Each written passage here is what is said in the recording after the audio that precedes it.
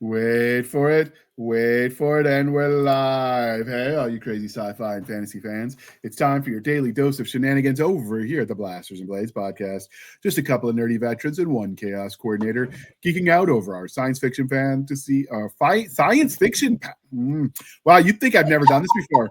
Just a couple of nerdy veterans and one chaos coordinator geeking out over our science fiction passions and fantastical fantasies. A place where magic is king, the sky is the limit, and space is the place. We are the podcast that puts the fun in dysfunction, and apparently that is me right now being dysfunctional.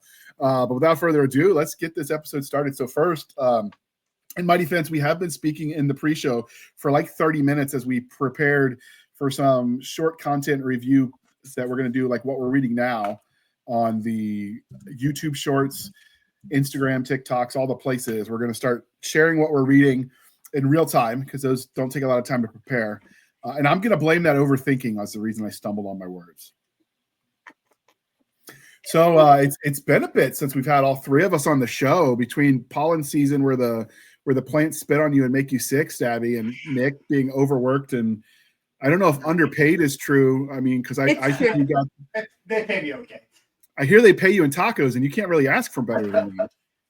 Jack in the Box tacos. What's a Jack in the Box? I don't think I've heard of that one. Don't give me that look. I've never heard of it. It's a food chain. It's a burger place like McDonald's or Burger King. Wait, why would you go to a burger place for tacos? Because they sell 2 tacos for 99 cents. Oh, okay. Is this the one where it's got like a secret menu where you like super double something like they do at the White Castle? No, it's not White Castle. It's who's the other one? What a burger? What's burger or something? I don't know. That's a Texas chain, yeah. You're talking about In-N-Out Burger. Dude, we got McDonald's and Burger King here, all right? And Bojangles. We got the Bojangles and the Popeyes. Let's see. We got Jollibee's. That's like a Filipino meets McDonald's restaurant. Banging chicken, though. So, I mean, I've got no complaints. Like, you got all the weird food out in California. Don't hate.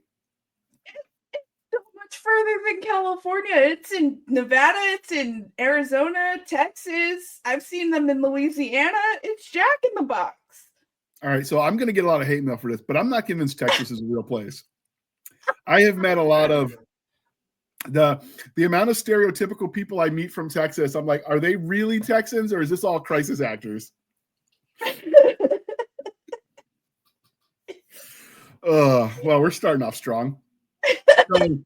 What have you been up to, Nick? I know they're working you crazy hours. I know the math where you're working doesn't quite add up because you're working more hours than there are in a day. So either you're a superhero and didn't tell us or something's going on. You're muted. Superheroes usually keep their secret identities secret, but I heard all you can do is put glasses on. And I used to think that was the dumbest thing until I was just at this conference for work and I was wearing glasses. And it's the first time a lot of these guys have ever seen me in glasses, guys that I've known for years, and they had no idea who I was. So I was like, oh, maybe it's not a stupid disguise. There was some female star that was in one of those sitcoms that they talked about when she had a different role where she wore glasses and they didn't recognize her. Deschanel or something. I don't know. I'm not. Oh, yeah, Deschanel. Yeah, they were like, okay, now I believe the Superman bit. It makes more sense. It totally does. With Clark Kent, you really can't tell. I mean, the square jaw, the nose, it's all the facial features are too distinctive anyway. Right. That's true. Okay. So, what have you been up to aside from working? Getting the comic books going. The reboot of Phantom Hawk is 4 pages away from being completely drawn. Quick Wire is probably about halfway there, and I'm about 4 pages into Corvid and Sparrow. So there's going to be 3 new books coming out this year. So That keeps me kind of busy. That and still working on the merch for us, the Stabby merch. Trying to get the character right. So I can put it in my youngin has started doing the make it make sense at school because he heard it on the podcast. And I'm like, you can't do that number 2. You can't do that number 2. There it is. I don't think he knew that he was being disrespectful when he said it. He was just because monkey see, monkey do with kids. But it's like, Correct. oh my goodness! I was having flashbacks. So I worked at a certain military high school that I will not name for privacy reasons. And I used that old Army expression: "Take your head out of your A and un-F yourself." And you do it with a knife hand, like a good corporal that I was.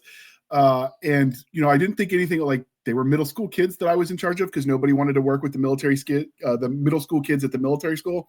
So the school I worked at, about a third of them were there because they really wanted to be there. It was just like summer camp with military style for them. We did obstacle courses, we ran around, we did all the fun stuff. In addition, they took one summer school class. About a third of them were there because mommy and daddy just didn't want them, which was really sad. But and then the other third where like Johnny got in trouble with the law and mommy wanted to prove to the Johnny's judge that we're taking this seriously. I sent him to summer military school for the summer. And so like I was actually like, is it deposed? Is that the right word? Like I was asked to speak to several of these courts after the summer. I'm like, I did not sign up for this and I'm not even getting paid because I like the job ended, right? Like and I was doing some of those video conference calls with the judges about like who took what seriously. It was an ordeal. But I started doing that, take your head out of your backside. And one of them did it to their middle school teacher. And they're like, will Corporal Handley please report to the commandant's office? And I'm like, oh, crap. Poop. Oops. I'll tell you one better. The kiddo he loves his Spotify right now. He's discovering all the best 90s music. Outstanding, as one does. And he loves doing his list on Spotify. And he comes out the other day and he's like, hey, Mom, you know how you watch Rotten Mango? I'm like, yeah. He goes, I could watch her podcast on Spotify? I was like, yeah. I'm aware. And he goes, how cool is that? And I'm like, you can watch our podcast on Spotify, right? And he goes, what do you mean? I'm like, Blasters and Blades is on Spotify. It's a thing. He's like, no, it's not. Kid, go look. If it's not, we need to know about it. Right. He comes back out and goes, that's my mom. Yeah, kid. Wow. I remember, I don't remember it, but I've heard my mom tell me stories when I tried to convince her that the Chipmunks were new because we were watching it and they were reruns when we were watching it. I'm like, no, Mom, it's this new show, honest. So I think all kids go through that where they don't realize that they're not reinventing the wheel. Yeah. Well, we call this generation the Columbus generation because they're going around thinking they're discovering shit. Yeah, it's every time you see the advertisement for the new show, it's the first woman, it's the first person of color, it's the first insert whatever descriptor they want. And all the old fans are like, well, let me see. And they start naming off all the dozens of characters before them that were the exact same thing. Like they reinvented the wheel. It's not even like delicious. I know they're just going for ad copy, but they're just so uninformed about nerddom past that they just don't know. It's like when Black Panther came out, they're like, oh, the first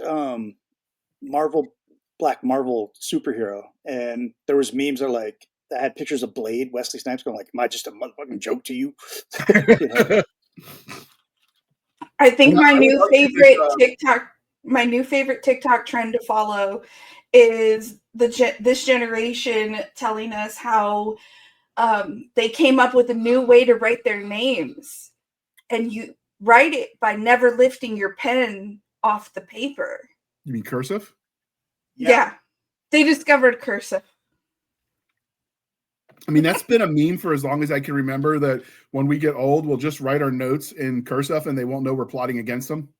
Probably dismantle a generation. Totally true. Stick them in a stick shift. That'll get them too. But kids these days don't seem to want to learn to drive either. I couldn't wait to get a car and get out on the road. Mm-hmm. But these kids are something else. Yeah, I remember vividly, and I think we've talked about it on the show, but I remember vividly watching with the boys the Goonies, and they're like, where are the parents? And I'm like, I know, isn't it great? The kids were just out being kids. Like, if he fell, they just gonna leave commercial. Our parents had a whole ass commercial at 10 p.m. to remind them they had children. Do you know where your kids are? It's 10 p.m. Do you know where your kids are? I'm like, yeah, it's 10 p.m. They're asleep. The street lights have been on for hours. What are you talking about? Of course we're home. Not in the 80s. None of my blanket reading comic books well past my bedtime. Nick, you're muted and we can't hear you through Stabbies. I said at 10 p.m. I was under my covers reading a comic book because it was well past my bedtime. Oh, and see, that's the other thing. Like, reading habits have changed because when we would finish everything that was in our preferred genre, you just go to the library or the comic book store and you'll like, I'll take whatever you got. Like, we're like drug addicts waiting for our hit. And you did. So I've read romance. I've read the classics. I've read comic books, even though comic books aren't my thing. I've read all kinds of things because when you run out of stuff at the library, you just go to whatever piques your interest that you haven't checked out yet. But now with everything digital, I don't even think it's generation. I think it's more technological. Anybody who's discovered reading after the digital age, it's like, what do you mean? I'll just find another insert very narrow niche. Like, right. Hamster punk rock. Like, I don't need, there's a dozen more of these and there's more every day. And so they never explore out past that niche. And it almost is narrowing the communities down to a lot more focused. I don't know if that's good or bad, but I can definitely tell when people don't have as broad a depth of understanding of the pop culture stuff. Yeah. Like with us, I made the kid count every book we had in our household this week. I was like, you need something to do, go count all of our books. Tell me how many we have. And we're just under 600 books in our household. You need 1,000 to be qualified as a library. To be qualified as the library. But we did not count the comic books, so we might already be there. But when we I heard Nick, we are. When we went down the mountain, we made a pit stop inside Target. It's Big Circle Week in Target or whatever the special is. And we always go over to the book section because it's right next to the action figure section. So it works out for everybody. And the books were on sale, buy two, get one free. And I was like, I could get a whole series like that. Are you kidding me? So every time we're down there and they're having a buy two, get one free or buy one, get one free, I always grab a couple books. Whether I'm going to read it right that moment or not, I grab those books. I want those books as part of our library. I'll get to them when I get to them. I have a stack at this point that really need to be read. But I always pick different genres so that way we do have a mixture in our household. And the kid came out a couple days ago and he's like, hey, I read through all my books. And I'm like, hey, over there on my bookshelf, on the bottom shelf, all of that is Stephen King novels. Go pick one. And so he just finished Desperation and he finished Thinner. And he's like, these are crazy. I'm like, they're Stephen King. Of course they're crazy. And he's like, what else you got? I'm like, I have Frankenstein over there. I have Hamlet over there. So I'm like, just go. I was like, ask before you take any book. Just any book, because some of them are not kid appropriate. But otherwise, you can go through the books.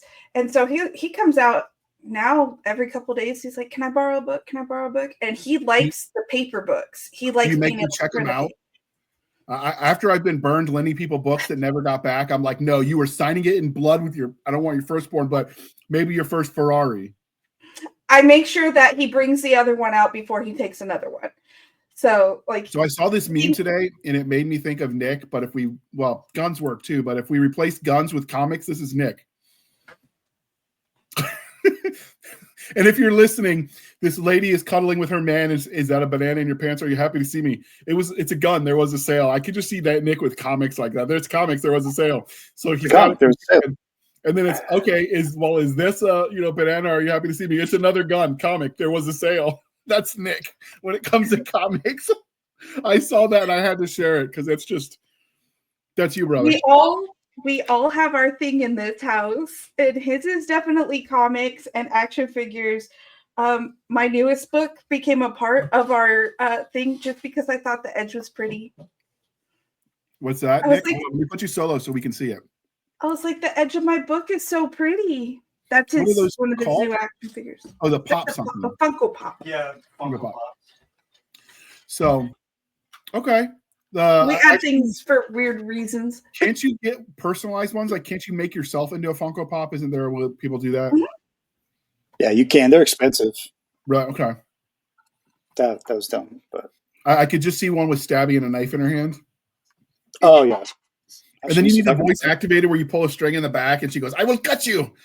Or what's the Forged in Fire? She could do that one, guys. "It will kill." Oh man, I was kind of sad they took that off the air. That was a cool show. It made me want to become a blacksmith. And then I'm like, well, that's work. I'll go back to writing. I'll go back to writing.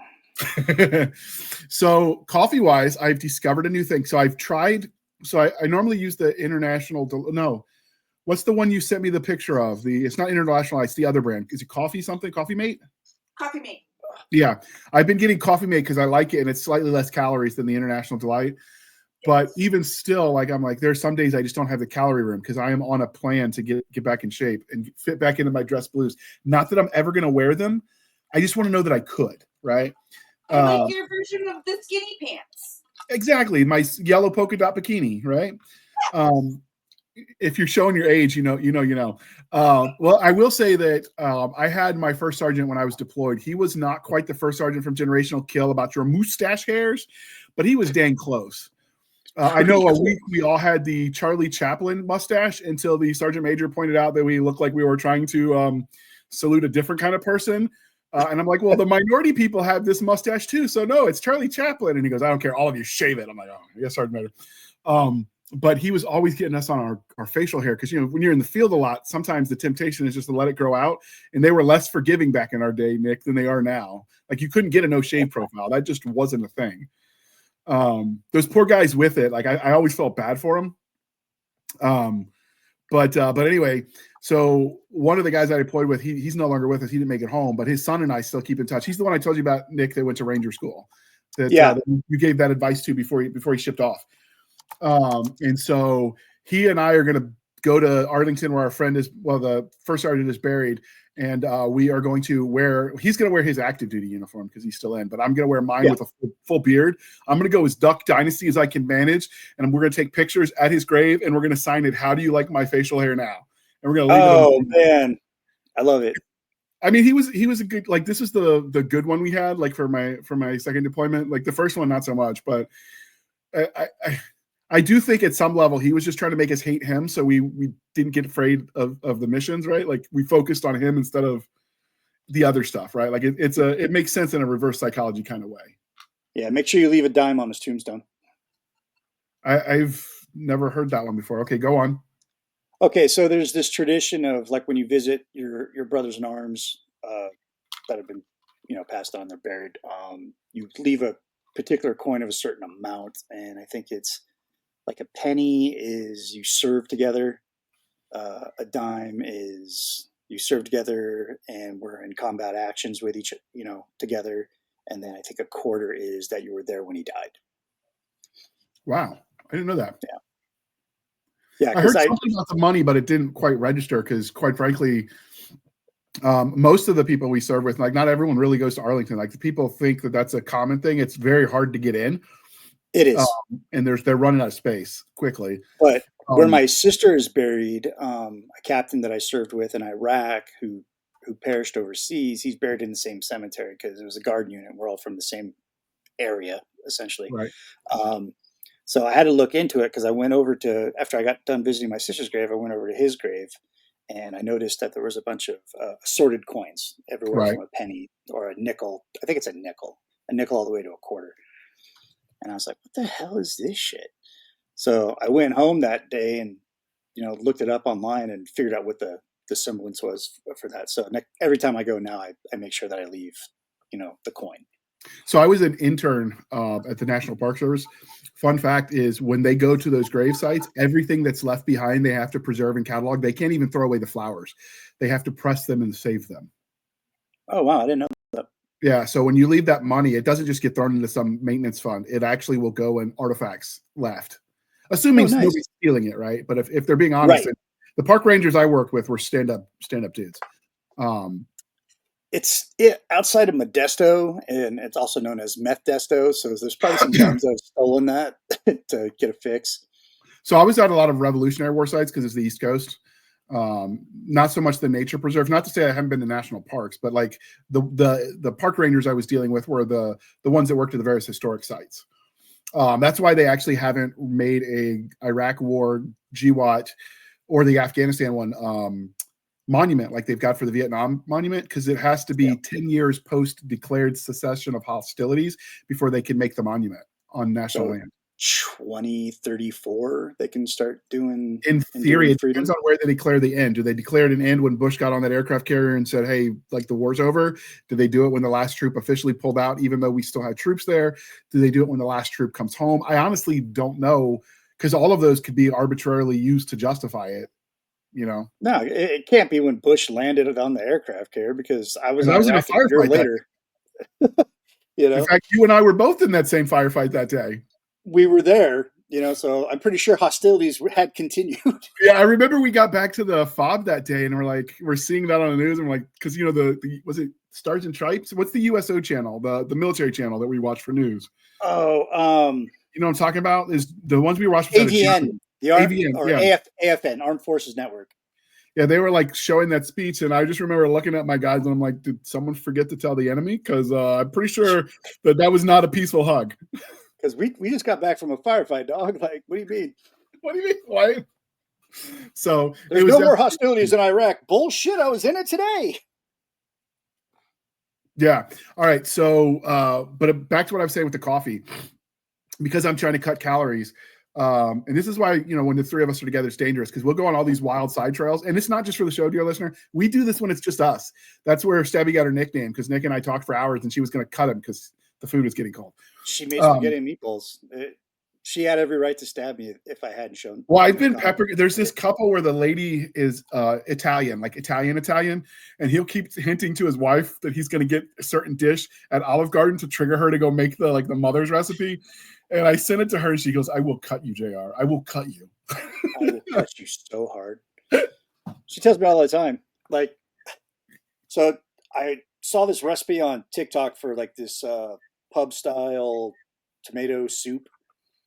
And I was like, "Oh, man, I'm going to try this." So yesterday I went to the grocery store. I get everything I need, and totally occupied the kitchen, which is not really my domain. It was when I was single, because I had no other choice. I was tired of eating out, so I had to learn how to cook. Then I impressed the ladies during the dating scene. That's how I got Stabby. But I think she was just being nice. She's like, "It's not bad, but let me make you mine. You'll like it better." And I'm like, I mean, you didn't burn the kitchen down, so that's a plus. Yeah, nothing caught fire, myself included, which is always a good thing. One time the dog's tail caught on fire. I don't even know how that happened. So that's another story. Poor dog. So I made this soup, and it turned out really good. But Stabby had comments. She's like, "There's seeds in here from the bell peppers." And I'm like, "Well, they don't really break down. I should have de-seeded them, but now you get a little crunch with it." So I got the, this is airing because it's the show's topic. It's Mother's Day adjacent. So this is airing the day after Mother's Day. So it'll already be planted. But as we record this in April, I had to do the counting in my head, because my computer has 4/13/2025. I'm like, okay, what month is 4 again? Because when you work for yourself, right? Like the days just all sort of blend together. It's true. My days so far. But so the garden, I got a raised 6x3x2 raised garden bed that just came in. So hopefully my garden will be growing, and she's been sending me advice on what to plant and what not to plant, because she used to work for, I was going to say Lowe's as a joke, but she worked for Home Depot. I'm not sure if she'll joke you. So back to the coffee, and then we'll start talking about the movie. I found on accident, because I ran out of creamer and they didn't have any at the stores. I'm like, let me just get a little pint of whole milk, because that was on sale for 50 cents at the Kroger, mostly because it was probably going to expire that day.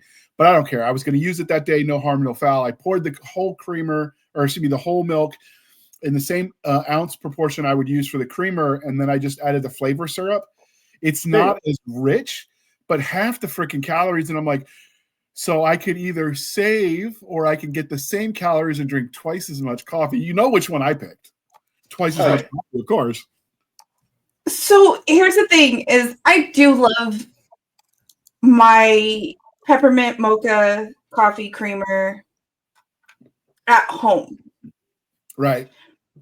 But when we go out, like if we go to a diner, a Denny's, an IHOP, anything like that, I just put half and half in it. I have a thing for diner coffee. I want it to taste mostly like diner coffee. So I make sure that like I do not use their little French vanilla packets or anything like that. I will only use the half and half, or I'll ask for milk on the side because I want my diner coffee to taste like diner coffee. Like sadness and, hopelessness and despair? Yes, because that's what diner coffee is supposed to taste like. It's supposed to taste like failed ambitions and lost dreams. It's not supposed to taste like At midnight, though. It's got to be after dark. It is not supposed to taste like Starbucks. It is supposed to taste like diner coffee. Like it's been. No, that should actually be a gimmick for us. For like we'll do our like insider only podcast. We'll call it Diner After Dark, and we could just like lament the woes in our life, like all missed opportunities. We could do like depression porn. For that, I'll go straight to a Waffle House at 3 a.m. for a cup of coffee. So this is the thing. It's regional, but depending on where you are, there's a step below a Waffle House, and we call them Huddle House. Oh, yeah. They have one on Fort Benning. Yeah, and so they're on par as far as when they're brand new. They're equal food, equally good. The question is which one is older, because generally they're franchised, so like they're not maintained at corporate standards, because who got money for that? Right. Although the Huddle House, like they don't fight, they don't throw hands like the Waffle House ladies.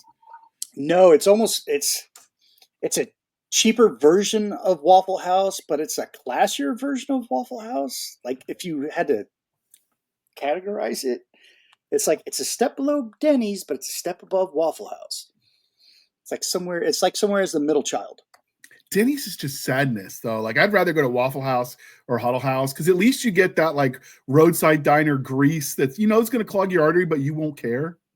I have memories of Denny's, and it's stuck with me ever since. Like when I was a kid, because it was in the 80s where you could still smoke inside of a restaurant. So for us, that was IHOP, where we would go to do that in the 80s. We'd walk past, because you always walk past the bar, where you can sit at, as like the server is taking you to your table, and you would see nothing but like saucer dishes and coffee cups with like cigarettes put out in them and shit, and they're still kind of smoking. And I was like, and that just is a core memory inside my brain. The other one for us was I don't know if you have them out there, but the Golden Corral, where you'd go after church, and there's always the rush to beat the other church folks there. So you get the all you can eat. And the local Golden Corral, at one point in time, they cut me off because they had a record of like who could drink the most Cokes in one setting. And so I beat it, and then I doubled it, and I'm like, okay, give me another one. I'm going to keep this record going. I wouldn't do that now. My heart would explode. But at the time, I'm like, let's do this. I was wrestling still, so it was all good. And they finally cut me off. They're like, no, you're wearing out our people. And then in my mid-40s, I have to drink decaf now because I drank too much caffeine as a kid. Yeah, so, all right. Never go to Golden Corral or Cracker Barrel after 1 p.m. on a Sunday. Ever. Yeah, you're not going to do it. You're not going to get in. All right, so we're going to pause for a moment while we shamelessly shill for the man, and then we are going to jump right in to talking about this movie. So first off,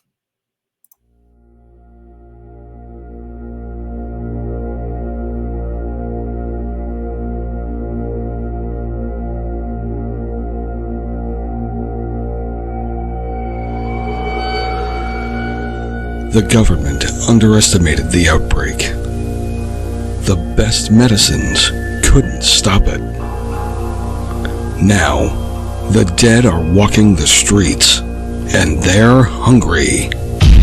Zombie Patient Zero is 9 tales of flesh-ripping, brain-splattering mayhem from Bayonet Books, the boldest name in action and horror anthologies. From deep space to luxury resorts, nowhere is safe. Zip up your hazmat suit and dare to find out how it all went wrong. Zombie Patient Zero from the deranged minds that brought you Contact This and Storming Area 51. Pick up your copy today in paperback or Kindle.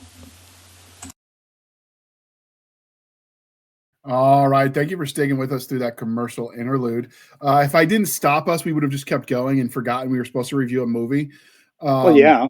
But we opened like we always do with some cool nostalgia. Then we took all the coffee your heart could handle. Then we hit the pot again. And now Nick can see sound and hear colors. So I we're can. good. And I didn't even brew the coffee with Red Bull instead of water this time. No, he just snorts it now. He's just like, you know what? F it. Straight to the mouthful. I just mainline it. I got like a little rolled up 20 like I'm back in the 90s. So I was listening to I listen to the Dead Robot Society podcast when I'm doing my walks on Saturdays. It's a writing podcast. The two hosts write horror and or sci-fi.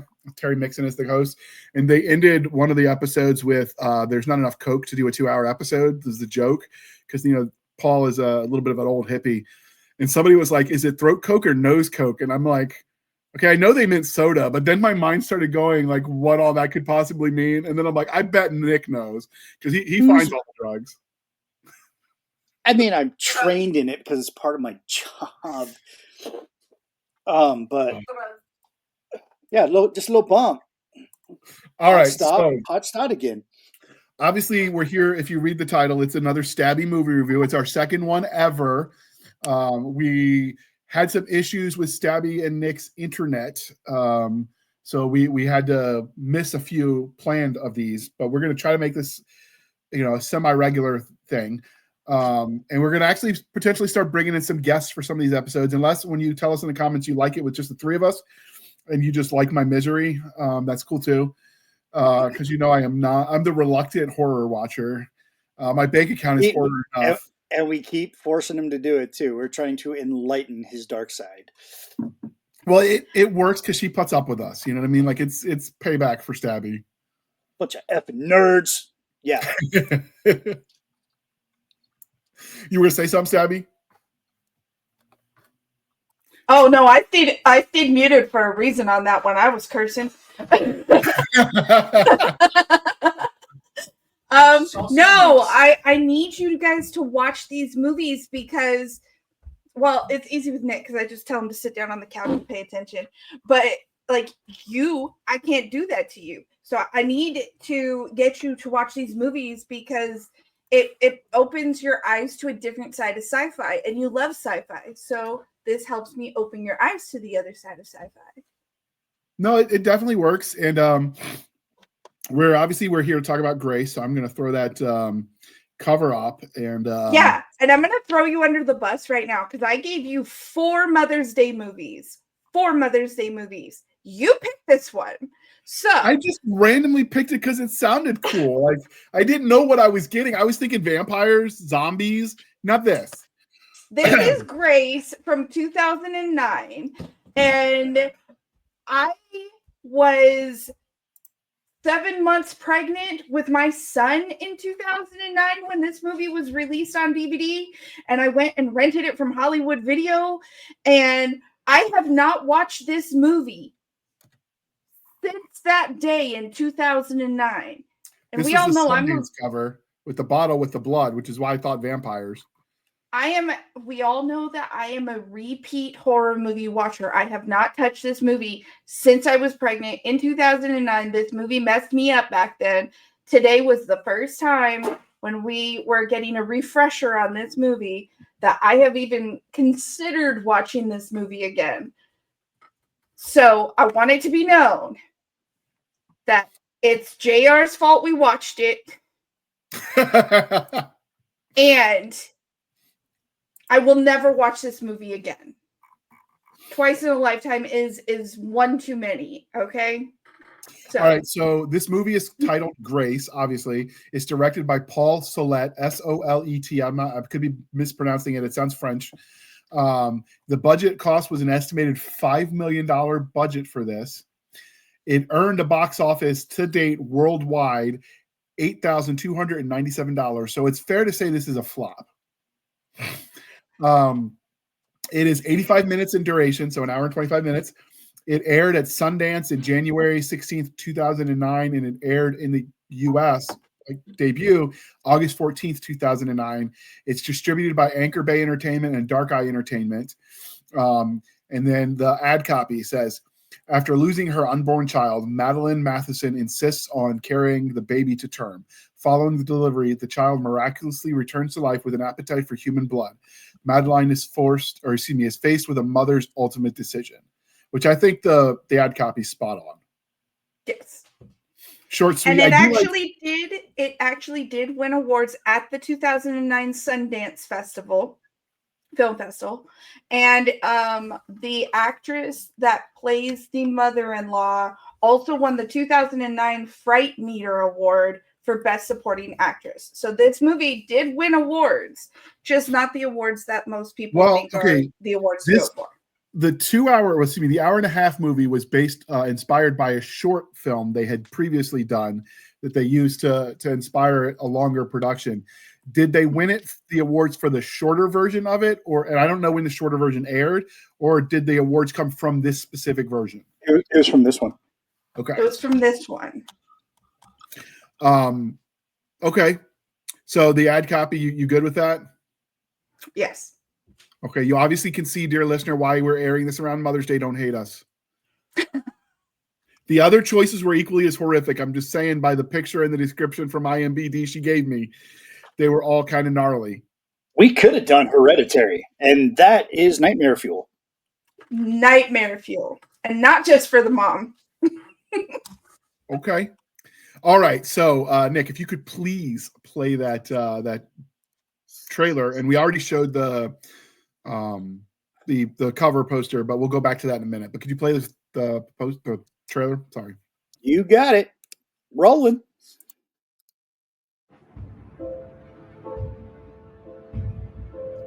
We got pregnant twice before she came.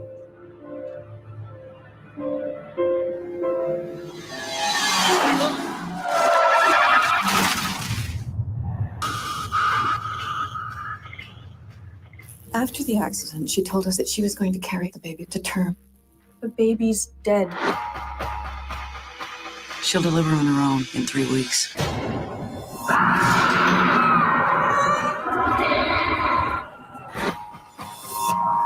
Stay. You can't will a baby back to life. Her name is Grace. The stars in heaven have tucked in the sun.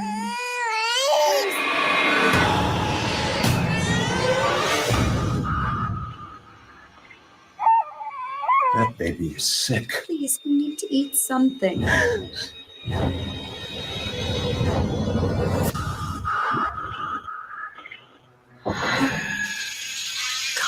Madeline, you look terrible.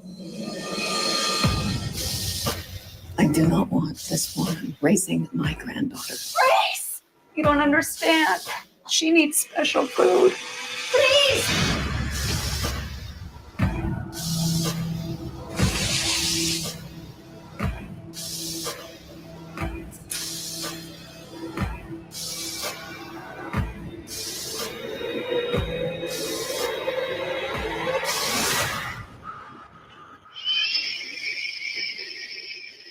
No one's gonna take you away.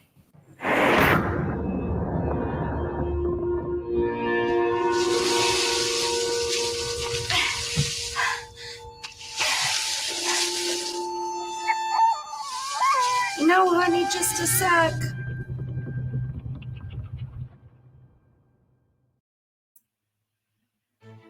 German. He closed himself out. So while Nick comes back to the studio because he hit the wrong button, this is the poster that's also the cover. The film festival one was the bottle farther back filled with blood. This is the tip of that bottle, old school glass bottle. There was some symbolism in this movie that I kind of dig that we'll get into. But what do you think of the movie poster? This definitely screams horror. But I was thinking the baby was a vampire when I saw this, and when I saw the blood bottle, which I is don't think I went straight to vampire. I was more like, what on earth is happening? When I first saw this, because that was the cover photo that was on the DVD at Hollywood Video when I went to rent it. And I was like, what on earth is this? But I loved the idea of the blood splatter. I loved the idea of the flies. It kind of gave it the right amount of undead that kind of triggered something. The fly was what made me think more undead than vampire, I think. Okay. So with that out of the way, trailer would not have made me want to watch it, but horror is not my thing, so I am not the target audience. So what do you guys think? I love the trailer because I'm a horror buff, and I was like, okay, cool. We're dealing with some weird stuff here. I'm intrigued to what the weird stuff is. So I definitely want to go down the rabbit hole and go on a little adventure and see what's going on, because she's pregnant. They talk about it's going to be a stillbirth, but the baby's alive, and then they're coupled with the. This is spoiler territory, but I mean, I know a lot of you aren't horror people, so you might not be watching it, but the setup of this movie, and it is a slow start. I don't necessarily mind the psychological thriller. I don't mind the slow burn. And this one definitely is. First off, you definitely opened to coitus, and she looks bored out of her mind. I remember thinking, dude, she's not feeling it. Like, come on, you could do better than this. And then they panned out, and you get full Chucky cheekage of this like husband character right in your face. You don't see the good bits on her, just his pale, pasty little backside. And I'm like, I mean, come on, Paul Solet, like, unless you're bad for the other team, this is not what we want to see. And that dude definitely skipped ass day at the gym. Right. Okay, so with that out of the way, like, I feel bad for her already just because it looks like her love life was boring. Yeah, it seemed like it was definitely sex was for procreation type couple. And I get like that's the other part of the backstory is they've lost 2 babies in their journey and they're getting older. They really desperately want kids. They've done everything right. She's tried the in vitro. She's struggling. And I'm sympathetic for people that want kids that are struggling because so many people have kids they don't want, and it's a shame, right? Like, so I get that's a good cultural sort of commentary. But the cool thing that I thought is, because we're going to talk about the characters first, she's a vegan. Not militant vegan, but she's always watching the animal show where they're always like slaughtering things. I think that's supposed to sort of symbolize what's coming. But also, she's not militant in that she cooks steaks for her husband, even though she's like, this isn't good for you. Kill him with kindness, kind of smothering, but not condescending. She's not like every punchable vegan you've ever met. She seems like a happy middle ground. Yeah. But the reason the symbolism is important is because obviously it says it in the description, the baby can only eat blood. And so here this vegan lady is buying meat and doing all the things that happen in the movie to get blood for her baby. And it's layers of that psychological torment she's going through, and she's like this granola hippie chick. Like, she's composting her own dang trash, which is what you see in the trailer with her dragging that bag. It was too heavy for her. But it is taking all the biodegradable stuff to the compost bin, and you sow a seed. The real horror in this movie is all those steaks that she threw out. I remember thinking the same thing, and I'm like, Texas Nick is not going to be okay when he watches this. Texas Nick, California Nick, Iraq Nick. I mean, like, anybody who likes meat like I do, like, I was like, oh, I hate vegans. I hate them so much. Yeah, but I mean, Texas Nick that grew up on a ranch is even more doubly offended. That cow gave his life, and you threw it away. And all you did, I mean, you could have pureed it and fed it to your baby. Like, come on, man, there's options. Yeah, and I remember watching that, and I was as offended by the waste of that steak as I was when Wash died senselessly in Serenity. I mean, both are equally horrific. Put it on the grill, 4 minutes on each side, down the hatch. Holy hell. Yeah, and it's so there's symbolism there. You meet the in-laws and the grandma, the mother of the mother-in-law, who's obviously the grandmother, is a judge. So I already, like, she's a lawyer, so you already don't like her. And she's so See, everybody talked about the horror of the baby only being able to drink blood. Everybody talked about the horror of the whole stillborn thing, the losing the husband thing, even the throwing away the steaks thing. All that is horrible. You know what's worse? A monster-in-law. And that's what that grandmother to Grace is, the husband's mother, the in-law, the mother-in-law. I don't even blame the father-in-law. He was just trying to keep his wife happy. But the mother-in-law was the worst part of this whole movie for me. They picked a perfect actress. She nailed her role. I will give her all the credit she's due because she made me hate that character so much. And I wanted to strangle her through the I've whole heard this from movie. voice actors too. Veronica Jaguar has talked about this. Is they read the characters as written, and then people hate the character, so they blame the narrator or they blame the actor. And I'm like, dude, they're playing the role. If you really didn't like it, it's the writers. Like that's not on the actors. They're given the script they were given. She definitely made herself hateable. Yes, she did, and she nailed it. There's very few actors in this world that nail a role so perfectly that I hate their character. And I mean hate, because we all know I am not big on that. I am the live and let live type person. But how much she nailed this role, it's as good as the actor that played Joffrey in Game of Thrones. They acted so perfectly that you hated their guts. And she nailed this role to the extent that, man, I was not ready for a mother-in-law when I got one. And mine was I have to specify, from my first marriage, because I did not get to meet Nick's mother, though I wish I did get to meet her because she sounds awesome as shit. But from my first marriage, my mother-in-law was a monster-in-law, at least to me. Maybe not to everybody, but to me, she was. And this woman trumped my first mother-in-law. I wanted to jump through the film and just start punching her, because no, she was the monster in this movie. She was the monster. Yeah, and she was pushy too. Like she was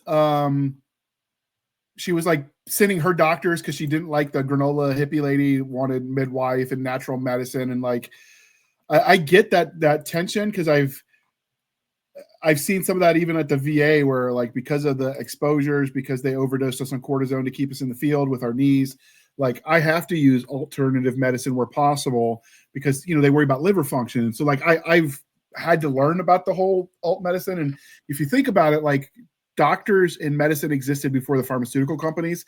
So the idea of going back to nature, when done with common sense, I don't have a problem with. This mother was like that old school that like, no, not only is you not allowed to use a midwife, you got to do it in a hospital with, this, OBGYN, whatever. It's really pompous. He nailed a good job of being a punchable dude as well. That doctor. Yes.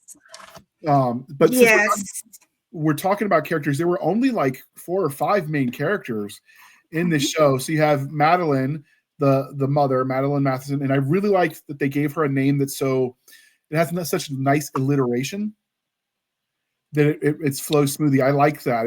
I remember thinking as an author, I'm like, yeah, I dig that. They used a Stanley approach for the naming convention. Well, the Matheson family is actually named for the author Richard Matheson, who actually is most famous for his vampire novel, I Am Legend. And that's what the Mathesons were named after. Okay. But so you have Jordan Ladd, who plays Madeline Matheson. You've got Gabrielle Rose, who plays Vivian Matheson. That's the grandmother or mother-in-law from hell. You've got Samantha Ferris, who's the midwife, who's also a doctor. So Dr. Patricia Lang, a doctor in medicine and a PhD. So she spent a lot of time in college. You've got Dr. Richard Son, who's played by Malcolm Stewart, who's the punchable guy. And the punchable name as well, but Malcolm Stewart's a punchable name, so he's kind of doubly there. And then Henry Matheson, that was the dad. No, that was the husband, right? No, that was the dad. The husband was Michael. Yes. Yeah. The husband was Michael Matheson, played by Stephen Park, and Henry Matheson, the father or grandfather, was played by Sergei Houda, Houde. Houda? I don't know. It's I think with the doctor, I think what made the doctor so punchable was first, like off the bat, she was telling him, I have a midwife, she has her doctorate. That's what I'm doing. I'm not doing what you're telling me to do. And instead of listening to her, he was fully prepared to have her tied to the bed, the hospital bed, like have her locked down. Oh yeah, I saw that. I thought she was going crazy because it looked like they were getting the restraints out. And there's medical ethics required, and anybody who's been through a psych ward at the VA hospital knows there are very narrow restrictions that allow them to use those from a HIPAA compliant, OSHA compliant, all of that. I'm probably butchering it. So the nurses that are listening, like don't add us, like we're not doctors, but I'm just saying there's like narrow window of what qualifies for them to restrain. And he was going to do it anyway. He made you hate him off the bat, like, and then he was wrong. Like he didn't do the testing. He just made his mind up. And so when they did the blood work, they're like, they were going to make her deliver the baby early. And it turned out it was just gallstones. And so there's, at 30 weeks, there's a chance the baby doesn't make it.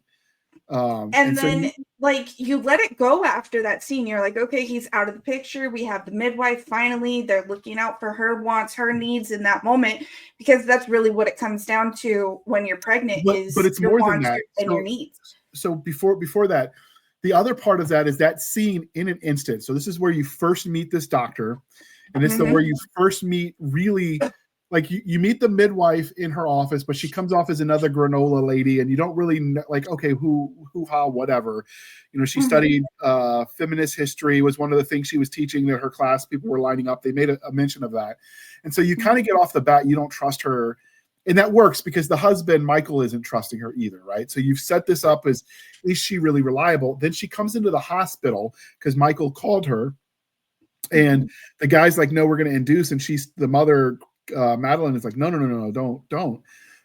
Because she knows what potentially could happen. She's lost 2 babies, partly because they waited too long to try to get pregnant. Like, this is a late in life. She's in her 40s, right? And it's just, there's some danger there in a geriatric pregnancy. And then this Samantha character it wasn't Samantha, that was the actress's name.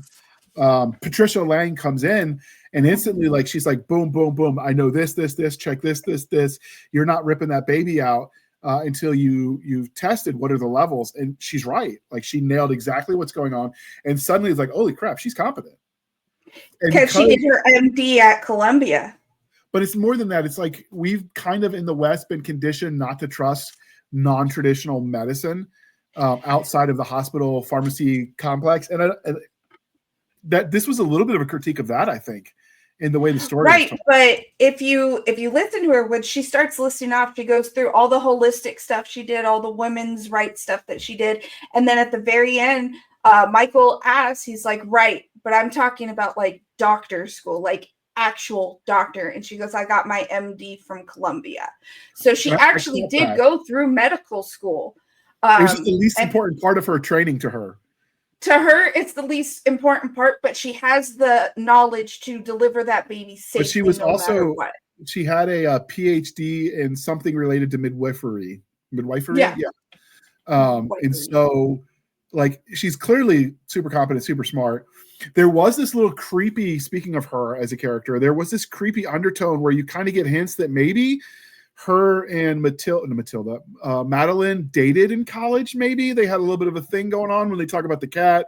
And then her clerk, her assistant, the young lady working for her, is kind of jealous. And so I kind of get the impression that the girl working for the midwife kind of has a crush on her. Because part of the reason it was definitely a girlfriend thing. The one that was working for her, that was her current significant other.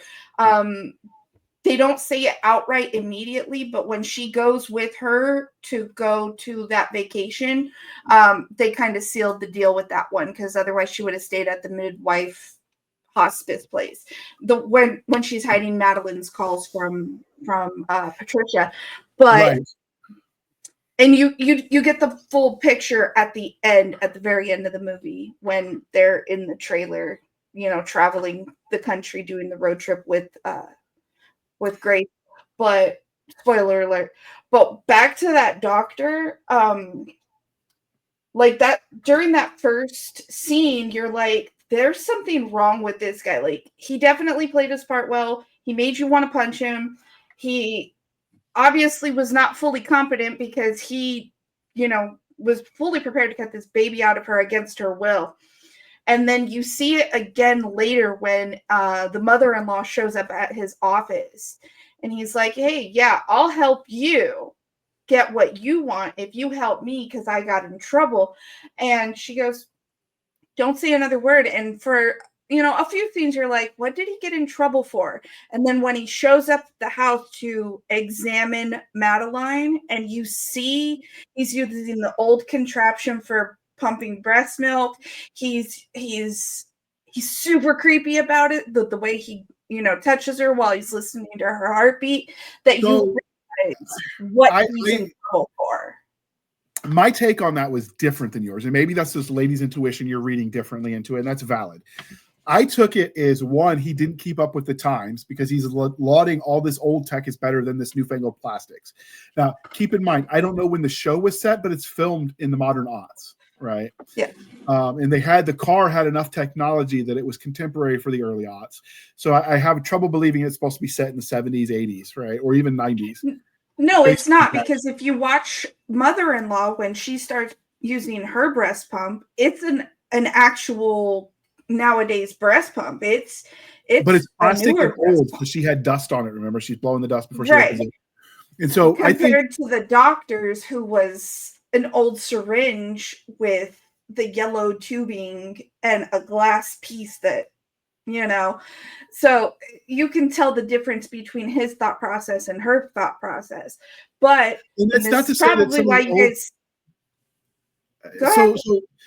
So there's two parts of that. So one, I took it as he didn't keep up with the times and maybe somebody got hurt. I didn't take it instantly like he was sexually harassing the character. What I took from that, the tension that you're getting creepy vibes, is he went into there knowing that he was going to try to declare her mentally unfit and take the baby from her. So that's the tension I read, not he was being inappropriate to her.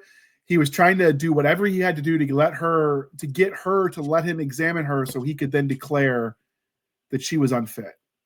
I wish that was the case, but here's the thing, and this comes from somebody who's given birth. After you give birth, the only thing that gets checked on you is that you're downstairs healed properly.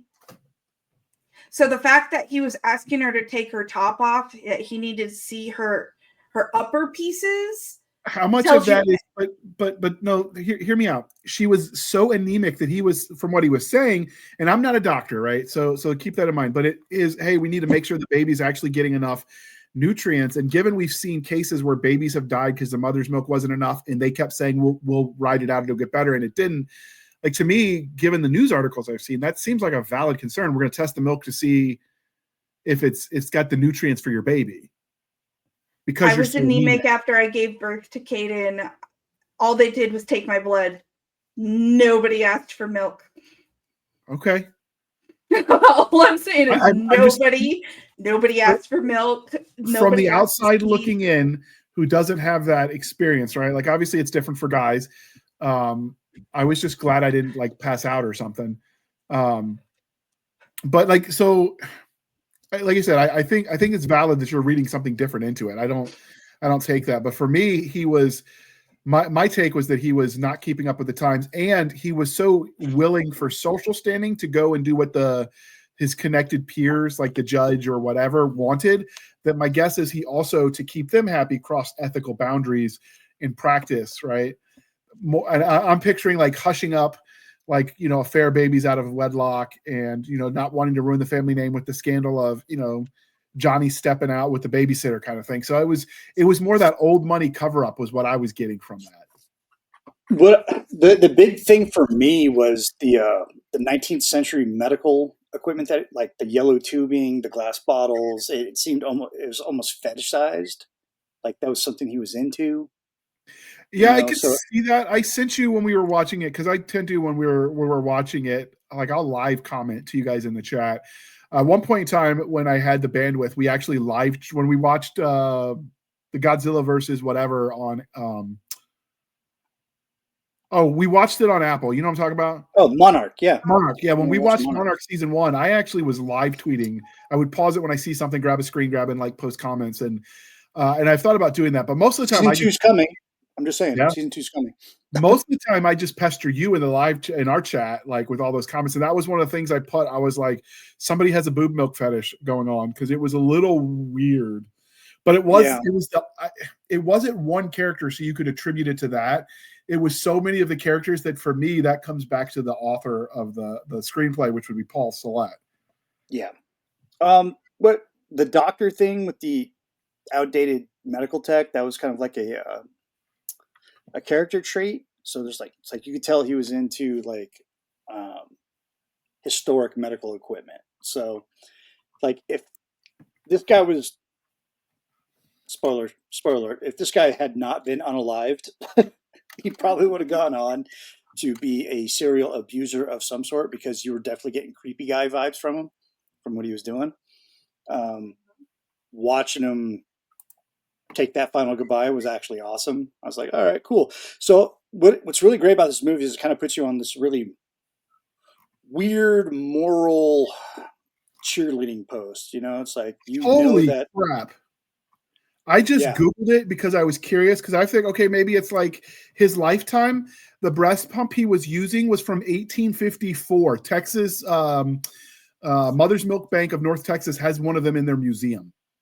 Yep. Yeah. So he was like, I identified it, even though I'm not a medical dude, I'm not a doctor, but I'm into medicine. I was an EMT for a while. I do like trauma medicine. I'm fascinated by old timey stuff, you know, like, oh man, I have a cold. Well, you should do cocaine because you have, you know, you have ghosts in your blood or whatever. You should do cocaine about it. So, like, I'm interested in that type of history because we were so freaking wrong in the past. We're pretty wrong now too, but like in the past, we were like really wrong about it. So I just wasn't expecting like 1830s to 1850s. Okay. No, we started going into plastics much later on, but it was glass and leather for the seal instead of plastic. It was leather around the suction device. Right. And they use that as a character device in a lot of movies. Even like Haunted House on the Hill or Hill. What's that movie? The one where they get locked in the insane asylum. House on Haunted Hill, right? Yeah. Okay. So even then, where it's like the remake is like it's in modern times, but it goes back into like the 40s. You see that 19th century equipment, which tells you that they're either underfunded or they just have a fetish about it, which is a thing. So I think it was a character trait that they used deliberately to identify that character, that he's someone stuck in the past. That's why he's able to, or not able to, but he feels emboldened to treat patients the way he treats them. And that's why he got in trouble, is because he's treating them like it's like 1854, you know, where you're like, oh, you know, and put your finger on their lips when you have them take the top off and shit, because you're trying to get your rocks off. Now everybody sues everybody. So that's why I just stay on my mountain, don't really do anything other than this show and draw comics. And the comics I draw, I'll probably get sued for later. Big boobs, big guns. That's my thing. So. Yeah, it was an antique brass hand pump. I was not expecting that age of the tech. I'm surprised that they were able to find one to even use for the production. Well, maybe it could have been, I guess, a reproduction. The thing is like his behavior. His behavior towards Madeline gave you the information you needed to know of why he needed a judge's help. Because he was putting his fingers in her mouth and he's like, I need to check your teeth. But there's no reason to keep thrusting your fingers in her mouth. Like if you just needed to see your teeth, you would just lift the lip and then let it go. But that's not what he was doing. Everything that he did had a undertone, down to the point where even when he was listening to her and telling her to take deep breaths, his own breathing was getting deeper and deeper. You could see that he was that undertone was there, and it was like, oh, okay, so this is what he needs help with from the judge. This is why he's willing to do this to her, and it brings it all to light. So in full disclosure, so I was a Navy brat. So I grew up on TRICARE with military doctors. And then I went into the Army and I had Army doctors, which are about the same as Navy doctors. And they don't really care about patient comfort or any of the, care for your well-being. So the idea that doctors are empathetic and caring is not something in my medical experience. So him being a dick was just par for the course for what I'm used to. I remember being shocked when I was a civilian and the wife was like, you can tell the doctor no. I'm like, no, he's an officer. I can't tell him no. What are you talking about? Like, no, you can tell him no. I'm like, that was like mind-blowing for me. Right. But at the beginning, when she's in the ER, he's being a dick. But when he's in her living room, he's not being a dick. He's being a perv. Okay, but I just took that as he was trying to desperately get that. I took it as desperation because he was trying to get what the judge needed so she could hook him up. Quid pro quo. He was doing two things. He was doing that and trying to see some titties. Mm-hmm. Valid. So let's move on from the titties. As much as we all love them. What did you think of the dynamic with Patricia and Madeline? Because you also had some from Dr. Pat. Like she was like parking her car outside and staring and then like driving off when she was noticed. And yeah, there were some interesting relationships going on in this movie. And you picked up stronger on certain relationships than others. So Madeline with Patricia, is that her name? Yeah, his wife? Patricia Lang. You could totally tell that there's history.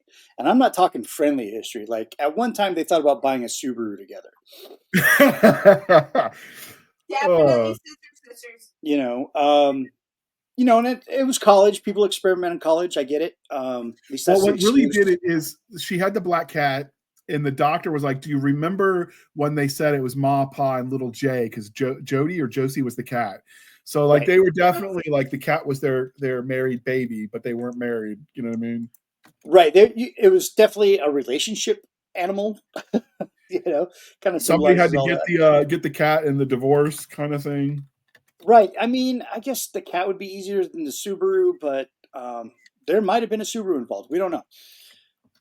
But you could definitely tell there was history there and that there was a connection there and there was love there, and they've had to like readjust their parameters of what this relationship was going to be like, because they still felt that each other was important enough to keep in their lives, but they didn't want to and that actually and I didn't think about till just now, but you remember when Michael, the husband, before he passed away, he's like, I got her book and you're thanked in the dedication to the book she wrote. And that was like, okay, well, they went to college together or whatever. Like I didn't, like I've done book dedications when I was still, when you're a new author, that's a big deal. Like as you get, on your 9th, 10th, whatever book, you're like, okay, Bob, yeah, you can have the dedication, whatever. Right. Because you've already credited on the first one the people that were important. So I didn't even register that until we're talking about that relationship and the scissors and the Subaru. And I'm like, oh crap. Okay. All right. I'm picking up what they're laying down. And that's a big deal. It's just it really just kind of solidified how deep that relationship was when they had it. So she's not just someone that she brought in. It's someone that she cares for and trusts and loved at one time, still loves, just on a different degree. So what did you think of the relationship with Madeline and her husband, Michael? To be honest, I had to ask later on in the movie, even though I've seen this movie probably a couple of times. I was like, what happened to the husband? And then Stabby was like, he died in the car accident. I'm like, oh, he was a character that was so not interesting. I cared so little about this character that when he died, it was nothing for me. So one of the things I picked up on when I was watching this was how much of a mama's boy he was. He would not stand up to his mother. She's like belittling his wife, their choice in parenting, their choice in diet. She's like the daughter-in-law, Madeline, had made this, frou-frou, vegan, tofu, whatever. Like, I get it. Not my cup of tea. I think that stuff tastes like nasty nonsense. Whatever. Somebody goes through the trouble of making you that home-cooked meal. You grin, you bear it. You at least try it in good faith. Like, there's something called manners, and Mama had none of it. And he did not defend his mom or his wife at all. I caught that right away. No, you can definitely tell that there's something deeper in that relationship even after Michael is dead. Because almost every time that you see his mother after that, she is in his bedroom. The Still only time the you chip's see her, bedroom too. It's yeah, still and the little race car bed. it's still all of his childhood stuff in there. And then when she does pull out that breast pump, if you pay attention, when it zooms out, she's covered the entire floor of his bedroom of pictures of her and him together. I didn't catch that. The whole floor of the bedroom, and it arcs out around her, like almost like in how a kid would draw. What struck me as weird is the race car bed that I'm like, okay, like I get that was his childhood bed, but unless he moved out with a different whatever, like why would you leave that? Because when I was a young teen, like any of that childish stuff, I wanted it gone. I wanted a proper grown-up bed, right? Like the idea of keeping that race car, I'd be embarrassed my friends would come over and see it. Yeah, I had to get rid of Caden's bed at the age of, I want to say, what he was maybe 8 or 9 when he was like, normal. Mom, I don't want the race car bed anymore. And so I had to hightail that sucker out of the house, and they're not easy to move. But right, like, you can see how weird their relationship was. And like, she would flip on her husband for the smallest thing. A tie on the bed makes the bedroom a pigsty, and him making too much noise while building the baby crib she asked for. He needs to shut up and be quieter about it and leave her alone. But every time that it comes back to her, she is in her son's room. She is on his bed. She is on his floor. She has the pictures of him. She has all this stuff from when he was a baby. And then you think back to how her and Michael acted and reacted with each other in the beginning of the movie. And he was a mama's boy, and I can't say she went that far with him, but she definitely had she thought about it. Yeah. I remember my him. notes for the where she started breast pumping again to try to be close to him through his baby. I wrote mommy dearest / Oedipus or Oedipus, how you pronounce that, vibes about that relationship. And like you said, like you, I wasn't convinced it went that far. But then the scene where she's thinking about, like, one of the things they talk about at the beginning was this idea that women, even post-menopause, can start breastfeeding again if they stimulate it, if they've had a baby already. And it's true. But you got her husband involved, right? And then the first time, like, they're getting it on, like you see him latching, like he's thinking, okay, I'm getting lucky. And she's like, nope, just the boob. And like you see her pushing his hand away. You see her like not letting him do anything but that. And that was like, oh, okay. And that was right after she'd been in the bedroom with the race car bed and the pictures that I missed and the breast pump that she dusted off. And why the hell do you keep that? Like, we didn't, like, we gave that stuff away as soon as we were done with it, because you want to pass it on to other people that are like, could use the help. Now, obviously they're rich, so presumably all their friends are rich, but still, like, if you're that rich, you're looking at tax deductions, and anything you can donate to the, the Goodwill, the ladies auxiliary, thrift store, whatever, like you do for the tax write-off. I mean, that was one of the cool things when I went to grad school in Philly. There was that junior cotillion league, whatever it was called, thrift store, where you'd get like name brand stuff with the price tag still on it because they bought it, wore it once, and donated it for the tax write-off at full price, which I don't even hate. So, like, people in that stratosphere of money are doing those things. So the fact that she kept it was significant. No, you just need a college degree, man. Like, OCS put me through a finishing school, which probably had all that shit. Yeah, but it's different. What I'm talking about is the old money vibes, right? Like, and you get a lot of that if you grow up on the East Coast. I don't know if Texas has that or not. I haven't been there, so I'm not saying it doesn't. Texas has old money. It's technically slave money? Well, cattle money, the cattle bearing stuff. I don't know if that's the same as like the waspy stuff from New England. Well, it's old money in the fact that it's pre-20th century. Some of it's pre-19th century. Some of it's derived from the back when it was a Mexican state or a Spanish state. Yeah, there is old money. Like, that's the thing about Texas. Texas is completely weird when it comes to other things. Like, if you compare Texas old money compared to East Coast transatlantic old money. And I went to school with the waspy New Englandy kind of old money, and they're a whole different breed. Oh, I went through infantry school with a couple of those guys. The ring knockers that were, Have you they get guys? a tea If time you at Augusta anytime they Yeah, wanted. if you watched the Gilligan's Island, the professor, or not the professor, the other rich guy, like those vibes. Yeah, the transatlantic East Coast Pretentious money. as F, like that is what I was thinking. And so having dealt with some of those, the idea that they keep it and don't take the tax write-off is just like it blew my mind. That's the first thing I thought. Like, why didn't you take the tax write-off? No, a normal mother whose child is getting above ages of needing certain things, we either donate it or we pass it off. And if we do keep it, it's something that can be used for the next generation or Or something that's a memento. Like but we smaller don't, mementos tend to be small enough that you can pack them away easily to store more of them. You don't keep like yeah. the whole toddler bed. No, like I have my son's the outfit he came home from the hospital in. That's reasonable.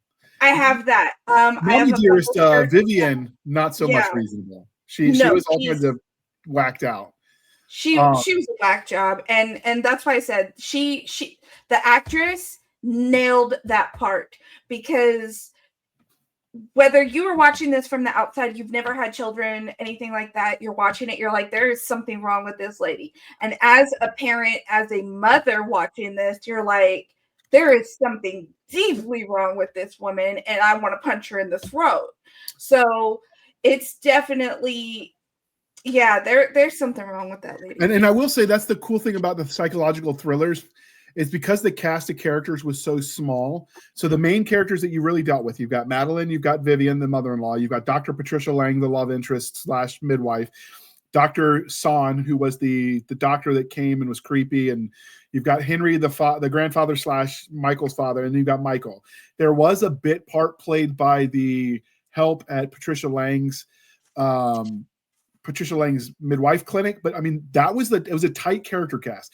There was really only 2-3 settings. There was 4. There was the car on the side of the road. There was the hospital. There was her house and the mother-in-law's pretentious mansion. Those were the 4 settings. I mean, like it narrowed your focus. Yeah, it was so characters were huge. They didn't go like far abroad with all the like green screen explosions, whatever. No needless gore. It was all mind effery, right? And I'm trying to cuss less, dear listener. So it was all in your face. It is. So the world building was rather easy because it was set in the modern world. I had no problem with that. They definitely captured the average man's exposure to the upper crust in a non-favorable way. So there was a little bit of a bias there. We've talked about the characters. What did you think about the cinematography? They nailed it. They absolutely nailed it, because you knew how you needed to feel in each scene. Like the hospital was completely white. It was clinical. The midwife wellness center, it gave you very peaceful vibes. The Michael's room was very reds, in your face, kind of giving you the death of Michael, and then you had Madeline and Michael's house was very 1980s wholesome sitcom vibes, down to that one big square TV next to the plant in the kitchen that is like every 80s sitcom you've ever seen. And I think that was intentionally done. I will say, given the attention to detail and the psychological mind freaking stuff, like I think that was on purpose. Just like the movie she's watching is all the animal abuse stuff. And I loved when they added in the fly traps around Grace, because you knew when she was around Grace and when she wasn't. And that was because the undead angle. And before we move to that, one of the best one-liners in this entire movie that I chuckled is when Dr. Patricia Lang comes to the house and she's seeing what's on the TV. She's like, "Oh, is that healthy?" She said, "Oh, it's just the Animal Planet. I've watched Animal Planet and haven't seen that." She's like, "It's basically horror for vegans." I was laughing so freaking hard at that line. That was the one light moment in the entire show. When it comes to cinematography and even like set design, like this whole movie just really puts these things, they almost making like the set a character, the way the camera angles moves, all those things. There's like certain scenes where the sun is coming up, because they do set it up like it's a vampire type deal, right? And so you have like the sunrise coming up, she's looking over the cradle, and like the baby's not bursting into flames, so it's kind of adding these other elements there. Like, we don't know what this baby is, it's obviously not a vampire, but it does need blood to survive. And then going back on the sets, the house and how everything was set up, it was definitely a 90s sitcom vibe. It was meant to be like enduring and comforting and bring you in, and so you could relax a little, even though we're going to just drop some horror on you. So, and then speaking of the horror, like they definitely, like you're right, it was almost a minimalist take on set design. It was like less is more to the nth degree. But with the flies, it wasn't even all at once. So the flies were supposed to, because obviously if she's eating blood, there's a level of putridness. There's a scene where the fly goes into the Grace's nose and then comes out. I hope they didn't use a real baby for that scene, because that was creepy. Well, that's another thing. The visual effects too. Like when she gave birth to Grace, that doll, and me and Stabby talked about it like at length. It's like, oh my god, this is really accurate. This is like really cool looking. Like, yeah, a lot of the movies that show the baby in the immediately after birth, and the baby looks like it's already a year old. Like they don't come out like that. Trust me, I was there for 2 of them. But yeah, so they did get that right. But no, the flies, because the flies are supposed to symbolize, at least my take on it was the almost undead zombie vibe, right? Or maybe the right, it's the blood, right? And they get progressively worse. So first it's just one, and she's trying to shoo it out, and then she's got the vegan is suddenly killing the bugs, which I thought was a symbolic, because she went from trying to shoo it out of the room to killing it to one of the fly traps hanging from the ceiling to soon it's dozens hanging from that ceiling, all full with bugs. It's the scenes that kind of like stuck out, kind of like where the director and maybe the writer too, I don't know if it was written in the script, it seems like it's a scene marker. It's like to let you know that you went from one act to the other, because they were showing that lamp with the flies on it, and the flies got progressively worse as the movie carried on. So it was almost like it was telling you, like, hey, this is the end of Act 4. We're going to Act 5.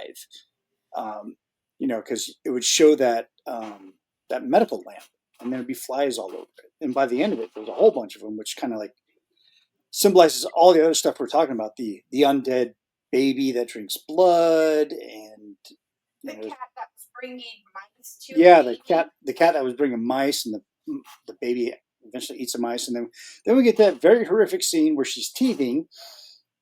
Which, holy crap! As a man who appreciates the feminine form, that was hard to watch. It was. I mean, I'm not going to lie in saying I haven't been rough on a nipple here and there. However, that baby took that shit pro. I'm like, damn, that's a mauled up titty. Okay, so there went the family friendly. Y'all know when you guys watch another guy get kicked in the nuts and you guys are like, oh shit. Oh yeah, I feel that in my bones. As a dude, I felt that titty wound. I felt that titty wound. Okay, so overall, the plot, what did you think of it? For me, it left more questions than answers, but I'm noticing this is a theme in horror movies. It never like wraps it up in a neat little bow. There's always like the horror continues. We're just stopping. This falls into what is now commonly known as elevated horror. It wasn't a thing in 2009. That's more of a post 2010 thing. Elevated horror. Have a name for it, basically, because this movie exists. It is. It's elevated horror, which is supposed to be more of an intellectual horror. It's supposed to make you think, more than it scares you. Even though it may scare you, it may send a little shiver up your spine, make you. I was more grossed out than scared. I wasn't really scared. Grossed out too. But the question, it offers more questions than answers. Which is, I watched this eating my lunch, and I regretted that choice. Yeah, you shouldn't have done that. Especially if you would have had the beautiful pub tomato soup that I made with a nice adult grilled cheese sandwich, you would have been grossed out watching this movie. Maybe you vomited, which would add to the cool factor of how this movie makes you react. But yeah, it's elevated horror. It's supposed to make you think. It's definitely going to leave you more questions than answers, and it's something that's never going to be made into a sequel because anybody that's watched this movie is like, I want to see how this kid, when it's a toddler, when it's a teenager, like I want to see the progression of this child, and that's I a don't think question the that mom I have. lives that long. I don't think so either. But that's just someone who's watched the movie. I'm gonna let Stabby roll in here because she is chomping at the bit. All I was gonna say is the thing with horror movies, especially starting in the late 90s, even up until now, is they learned really quickly to leave the ending open. Always leave the ending open because you never know who's going to want to come back and take that and make it into a sequel. And I hate or it. This is why I don't watch these movies. And they started it. They started it early. They started it, in the late 90s. They were like, "Hey, let's leave this open just in case." Just in case. If it doesn't do good, cool. It's just got a weird ending. If it does really great, we can take it to the next level. And that is how they ended this movie. Because if you think about it, she goes, "We're going to have to do something more because Grace is teething." And that's the end. That's it. You're done with the movie. And it's like, okay, so Grace is teething. We know that. And at that point, you still do have all these questions that you want answered, but it's up to the fans to push and watch this movie so much that they're like, "Hey, let's give them these answers. Let's make a Grace 2." And none of the fans did that. They didn't fight for the answers. Therefore, they were like, we'll just leave it as an open ending. And I leave it like this. The fans were just like happy with the ending that we got. They went into their own fanfic in their head of what could possibly happen. I don't, and that's the thing too. It has a huge cult following. This movie, having cult status is awesome. I wish it would have had box office success because maybe we would have got a sequel that would have disappointed us trying to answer the questions that we all had because the producers and the director just didn't understand the question. They didn't understand the assignment. So luckily, we didn't get a sequel to it. But we know what this creature is going to be, and we can all have our own little reservations about our own imagination about how this is going to progress, which is also awesome, because you have that and it's personal, it's internal. The movie that's itself, a cop-out for lazy writing. You need to give people an ending. Oh my God, JR, no, it's not. This is done intentionally so you would get fans arguing in the Reddit comment sections and on the YouTube comment sections to artificially create buzz. It's the same reason people misspell words in the YouTube heading because somebody on the internet's going to come tell you spelled it wrong. Rage bait sells, anger sells. Overall, good, well put together, like, okay, we liked it, move on. If you make them mad, they're going to rage about it, and maybe their friends will watch it out of like spite. It was a purely mercenary decision. Absolutely. I don't think so. I'm going to fight you now. So overall, I absolutely detested the movie. I thought the acting was good. I thought fuck off. I thought it was like they did everything they set out to do. One of the things I hate about horror is the lack of an ending. But overall, I'm not the target audience, so I don't think it's fair to judge it. If you like horror, if I hate it, it probably means it's a good movie. But what are your two thoughts as we wrap this up? Because we've yet again done a movie review where the review was longer than the movie. Oh shit! Yeah, I mean that's how it happens too. We've done that with books too. Books that absolutely. I've read. But what are you guys' closing thoughts on the book before we wrap this up? I enjoyed the movie. I think it's really good. It offered a really good question. How far would you go to keep your child alive?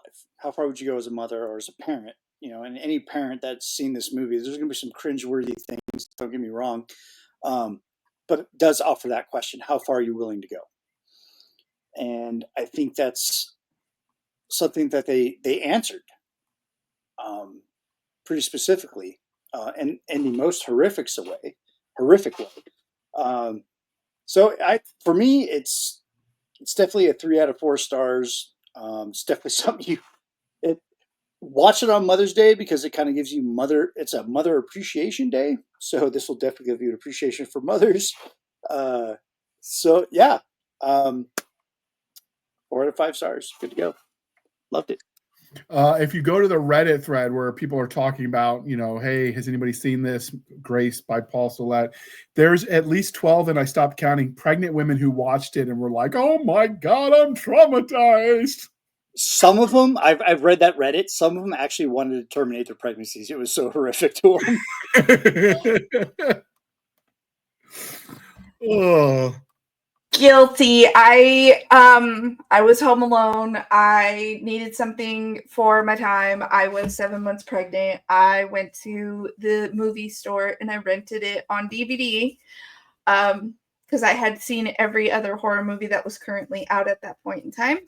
And I ate my Jack in the Box while watching this movie. And yeah, I have not watched this movie again until today.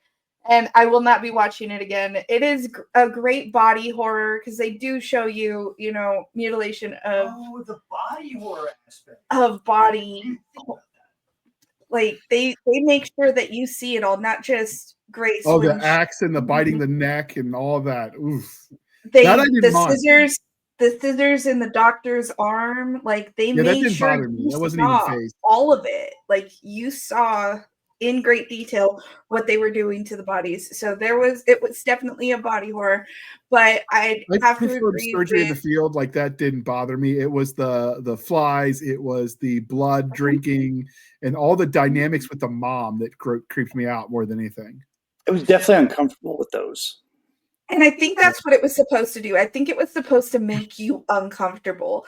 If blood is something you're squeamish about, I will say that like I'm pretty desensitized to that. I still don't like needles, but when you're a combat lifesaver, you sometimes have to do stuff. I'll stick you anytime you want, brother. But it is a story of what a mother will do for her child. So absolutely, and Madeline is willing to fight for her child. And even when she killed the doctor, but she recognized because she heard him. Remember, she heard him say he was going to take the baby away because he's on the cell phone. And it was that good old early aughts flip phone that you could throw it, drive a tank over it, the old Nokia flip phones. I miss those times. But yeah, so you kind of sympathetic because they're trying to take the baby away. And even if she didn't know before that, because obviously the character's point of view, she didn't know. She heard him on the phone, and then from there, all bets are off. She's protecting her baby. And remember, Patricia tries to get her to go to the doctor, and she's like, "We will not be lab experiments." Yep.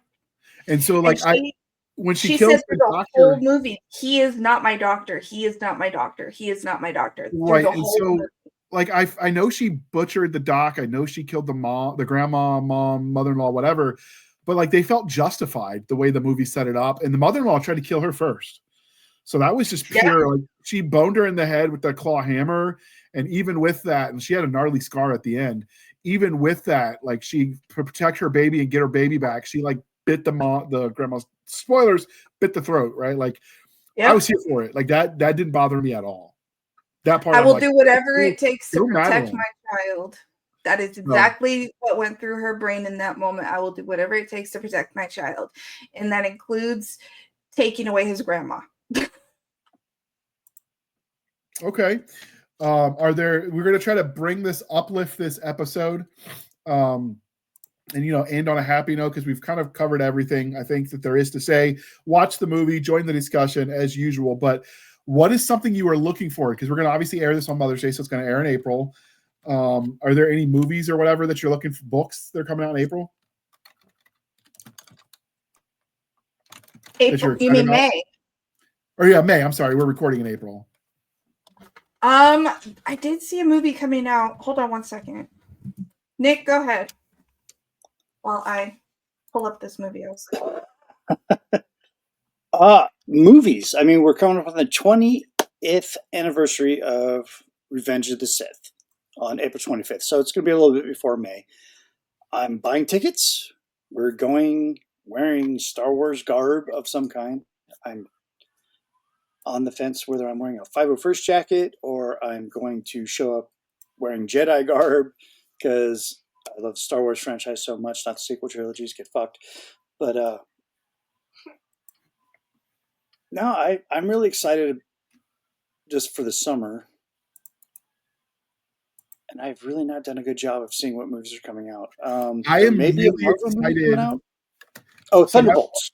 I'll go because I have looked at it. The last Battleship is coming out, and it gives me like the Last Hunter vibes, which is in the pre-show. What we were setting up is when I do my reviews, I literally just spent $150 I didn't have to buy all the audiobooks to the Last Hunter series last month or in April to binge watch all 16 or listen to all 16 books. Right? Damn. I got hooked. It's the old museum ship brought back to life vibe. Everything you loved about Battlestar Galactica and all the other Battleship Yamamoto. It's all the goodness, right? So this movie is called The Last Battleship. Is it the Missouri? It's coming out. No, it's in space. The IMDb says it's coming out in May. And it says the description: a crew of children and adults gets the battleship back into action and begin to fight the way home after being cut off from Alliance space by an unknown attacker. The only issue is that the threat is straight out of the person's worst fears. And oh my God, please, IMDb, hire a copy editor. My God, that was horrific. Having said that, it's like, getting the museum ship. It's like Pacific Rim or Battleship, right? It's like it's got all those vibes. And it looks interesting. So coming out in May this year, and I knew that there was something. There's so many movies I want to see this year. We're getting new Jurassic Park movie. We're getting new a new Winnie the Pooh Blood and Honey #3 is actually dropping in May, which I don't know about you, but I've fallen in love with Revenge Winnie the Pooh. But the one I'm excited about for May is Final Destination Bloodlines. So this takes us back to before the first Final Destination and takes us past the last Final Destination. So it goes both directions. It shows you the full line of how Death picked who they picked in the first and the last Final Destination, and I'm really excited to see it because I'm already a Final Destination girl. I still to this day will not drive behind a log truck, but I mean, So PTSD Winnie the from that one, Pooh, but Winnie the Pooh, Blood and Honey 3 is coming out. I really need to watch 1 and 2. you do. Another Mission Impossible: The Final Reckoning is coming out. The Last Battleship, which is I mentioned. There's another Karate Kid, only this one looks like it's leaning into the wire fu angle. And then I saw a trailer for it. I don't know when it's coming out, but it's supposed to be coming out this summer. Predator cartoon about like how it chooses, and it's like going through all the ages of Predator, all the way from like samurais to starfighter pilots. That looks really interesting. Yeah, it's all anime. It looks really good. So that's what I'm excited for. And so hopefully we can end on a happy note instead of that horrific horror movie we just watched. Any new upcoming publications from you, Nick? Yeah, we got a couple coming out here in 2025 is the year. The year of our Lord, 2025. So Phantom Hawk Resolute's coming out, which is, I call it a soft reboot. It's not really a retelling of anything. It's everything that you've grown to love about Phantom Hawk, and we go a little bit more in depth about his life prior to being Phantom Hawk. Then we got Quickwire, which I'm really excited about because I've wanted a speedster in the Apps universe for so long, and I was able to finally find the right team to make that happen. And then we have Corvin and Sparrow, which is something we've been working on for the last 7 years, because we started in 2018.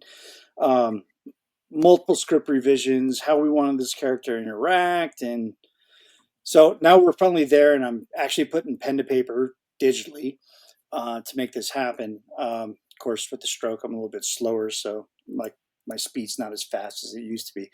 But it's all looking really good. So we're going to have multiple comic books being spaced out here over the next 6 months that are going to be really good. And the stories are amazing. If you're tired of DC, you're tired of Marvel, make your next book Apogee, as our little catchphrase is that Renee came up with. So we're coming up with some really cool stuff. And if you like intriguing stories that are set outside of New York City, I got stories that are set in the West Coast. I have stories that are set in like Texas. So give them a go. All right. And I can't tell you when any of my stuff's coming out because publishers and I don't always get a say. Got a couple novels that are done and waiting. So you'll know when I know, and you might even know before me. I found out once that one of my books came out because my fan was like, hey, why didn't you tell me this was coming out? I'm like, wait, it came out? Okay. Thanks for telling me. It was one of the anthologies I was in. Oh, that's an amazing feeling. You're like, wait, it came out? Right. Shit, I did that book 3 years ago. Right. So I don't really have any firm dates. As soon as I know, dear listener, you will know. Same with Nick. When his stuff comes out, we're definitely gonna do an episode about it. And with that, we would like to thank you first off, please be kind and speak your mind on the reviewing platforms. Your reviews help the right readers find the right books and movies, because indie movies need love too. Find a place, review what you like, tell a friend, tell a dozen friends. We don't care, just share. It really does make a difference when you leave those reviews to the algorithms, regardless of where you buy and what you buy. Obviously, you don't have to go to Kroger and rate their steaks, but you can even Yelp that if you wanted to. So yeah, reviews matter. They really do drag. They pull the modern infrastructure along. Yeah, I'm butchering this one. We've been on this podcast too long. But with that out of the way, you can follow us on our Linktree, linktr.ee. Linktree/Blasters and Blades Podcast. Again, Linktree/Blasters and Blades Podcast, where we link to all the things: the BitChutes, the Rumble, the YouTube, the TikTok, the Twitter, Spotify, as young Stabby Jr. discovered. We are also on Discord, Blasters and Blades Facebook group and Facebook page. We have our email, blastersandbladespodcast@gmail.com. Again, blastersandbladespodcast@gmail.com for professional purposes only, people. Save your hate mail from Madam Stabby Stab over there on the Instagram, Twitter, and the email. And if you got a horror movie you want her to pick to torture me with for the next Stabby review, send her a note. She might even get off on what they're going to make me suffer through. Don't be scared. Don't be scared. A lot of you are scared. You don't send any freaking email because we check. Yeah, I get the hate mail from all the flat earthers, and you guys get nothing. I Nothing. We may have overstressed how scared Stabby is. Nobody messages Stabby. Nobody loves Stabby. So speaking of Stabby, you can help support Stabby with her addiction to coffee brand coffee. Link is in the show notes. Podcast Grunts get you 10% off. We get a little bit of a kickback. You get a little bit of a discount on some good American-made coffee. It is not a drop shipping operation. They roast those beans in the continental United States and ship them globally now. And if you want them globally and you're not in the continental United States, buy them on Amazon. Shipping is free. Let Prime suffer that cost for you. And then in the review, in Arizona. Absolutely. And on the review, just put like the Blasters and Blades podcast sent you on the review over there on Amazon. They'll see that eventually. Or you could support the show more directly at buymeacoffee.com/author J.R. Handley. Again, buymeacoffee.com/author J.R. Handley. Be sure to put in the comment section this for the podcast, and I promise I will keep my co-hosts duly caffeinated. They will drink that coffee brand coffee till they float away on a river of Java. Except it won't be Coffee brand coffee is doing a Mother's Day box. And there'll probably be some left when you watch this. Just saying. The decaf is actually really good because I had to switch it up. And the whole reason there will never really be a river of coffee is because Stabby will be like having her face planted in it and drink the whole ocean. All right, Nick. So with that, thank you for spending some of your precious time with us. For my crazy co-host, I am J.R. Handley, and this was the Blasters and Blades podcast. We'll be back next week at the same time, where we'll indulge our love of nerd culture, cheesy jokes, and all things that go boom shakalaka. And with that, we're going to hit the end button. Wait for it. Don't cuss yet, Nick. Wait, we've been cussing all episode, haven't we?